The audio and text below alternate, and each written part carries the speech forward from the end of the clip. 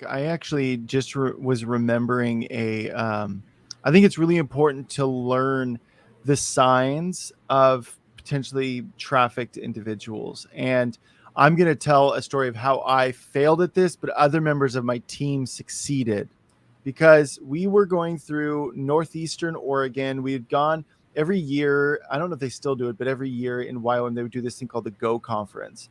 And it's in Colorado in Estes Park. And so we would just, all the YWAM bases in California, Idaho, Montana, everybody would just converge in this location, Oregon in this case. And so we went and we were driving back and it was just me and some of my friends.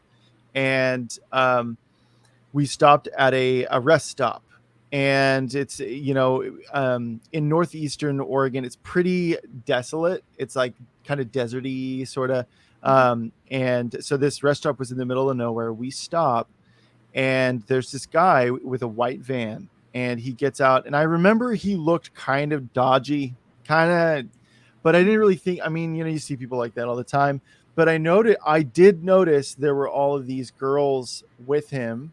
They look like they were anywhere between 13 to 17 years old. And this guy was probably in his mid 40s, I would say. Real gruff looking dude.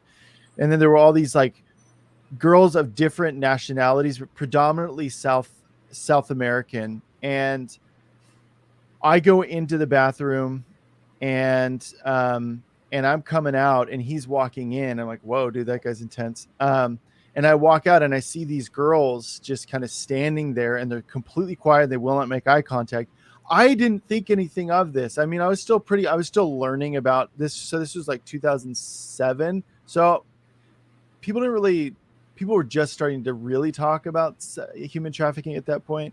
And so I'm getting back in the car and my friends are like, dude, we got to do something about this. I'm like, what are you talking about? And they're like, that guy, look. And I was like looking and I was like, that's when I drew the connection. I was like, yeah, that does look weird. Like, and they're like, we tried to talk to the girls and they wouldn't even acknowledge us. And they just seemed really afraid.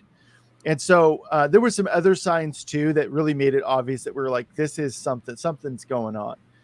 And so we tail this guy from a distance. So it doesn't look obvious on the freeway.